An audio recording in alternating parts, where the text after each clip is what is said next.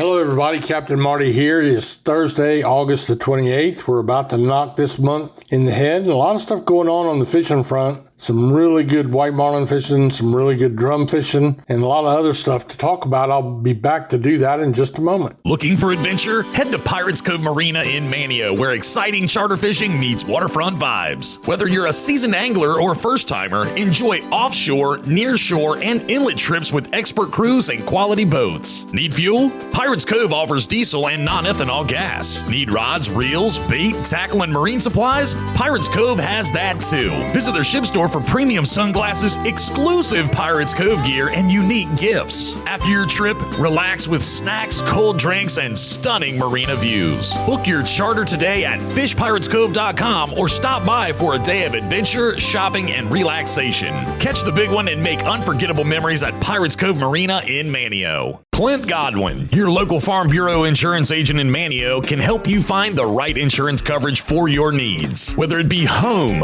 car, life, or health insurance, Clint will go to work for you to make sure that you're well taken care of. Trust me, I know from personal experience. Call Clint today at 473-2119 or swing by and pay him a visit at his office in Manteo. He'd love to see you. Clint Godwin, your local Farm Bureau insurance agent that's ready to go to work for you.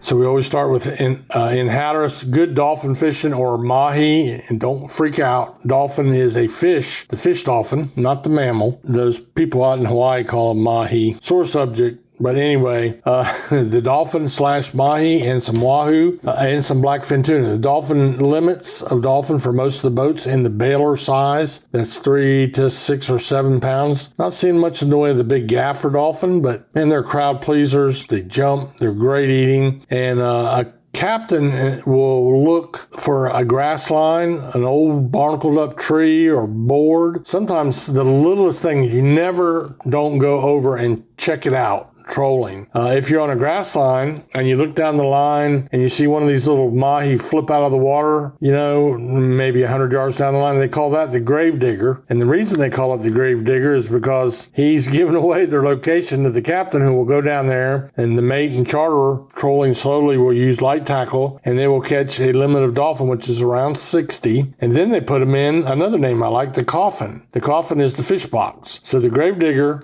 gives away their location. The mate puts them in the coffin. The next place they land is on the grill, hopefully. Really, really good eating fish. Red drum, Spanish mackerel, and bluefish for the inshore boats in Hatteras. Let's get on to some of the great fishing we had today off Oregon Inlet. Another great day of white marlin fishing. Really, really good. A couple Gold Star catches, and these are just the ones I have. I may have missed a few. But Joey Belton on the haphazard, 12 white marlin, a blue marlin, and a box full of mahi for dinner. Can't beat that. That's a great catch. 13 bill fish and a bunch of eating fish on the haphazard, which to me is the prettiest boat in our fleet. It ties up at Pirates Cove on the highway side of the marina. Go by and see Captain Joey. He's one of my favorites. Also, Tom Kraus, my old dock partner. I think he had 12 or 13 white marlin yesterday. So, and then everybody else had 6, 8, 9, just about everybody that went up in that direction had a good day on the marlin. Inshore, we're catching a little bit of everything closer to shore, but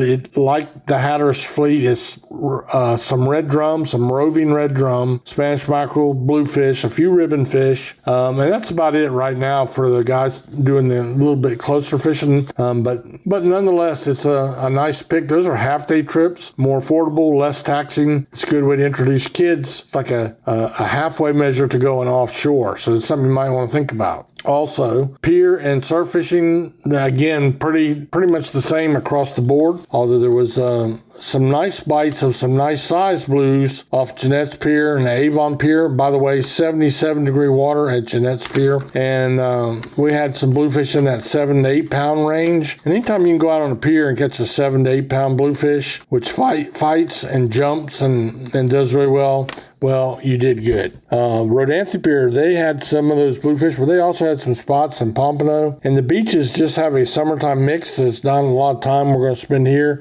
Mixed sizes of the red drum. They could be slot size, meaning you can keep one in the slot, and a few bigger ones as well. When it calms down like it did yesterday, that bite slows way down. They like it rougher. They like the east wind, and yesterday the wind was out of the west. Bluefish, sea mullet, and spots all up and down the beach, just not great numbers. numbers, and we are in that time of year where the early morning bite is going to be your best bite. So we'll take a little break right here, and I'm going to come back and tell you about the other great fishing that's going on. We'll be talking about big red drum back in the Pamlico Sound. So stay right there.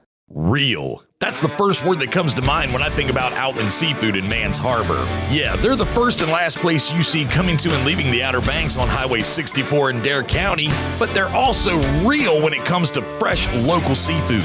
Troy Outland, real. Curtis and Josh, real. The indoor crab shedders, real. Stop by and see for yourself right next to White Shopping Center and check them out on social media. Outland Seafood in Mans Harbor, real.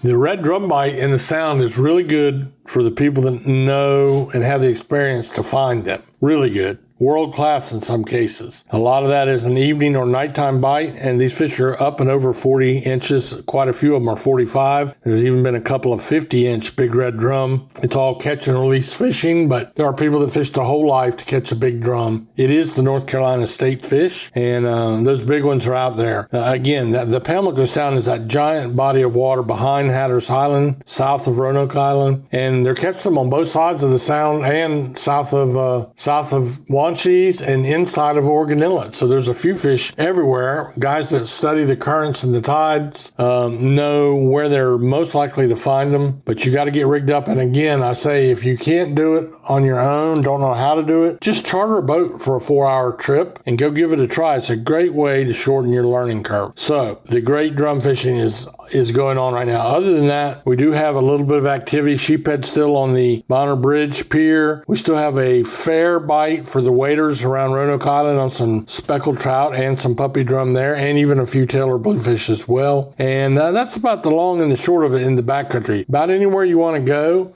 If you like that wading fishing, the backside of Hatteras Island, anywhere you can find a legal access area, and there are plenty of them in the park just north of Rodanthe, you might look into that. Wade down there, old tennis shoes. Don't need waders, but you definitely need shoes. Even with the water temperature in the 70s, you got to wear shoes because you never know when you might step on an old barnacle, an old pilot, or a stingray, and they can do some real serious damage to your feet. So be careful, have fun, go wet a line. May the good Lord bless you.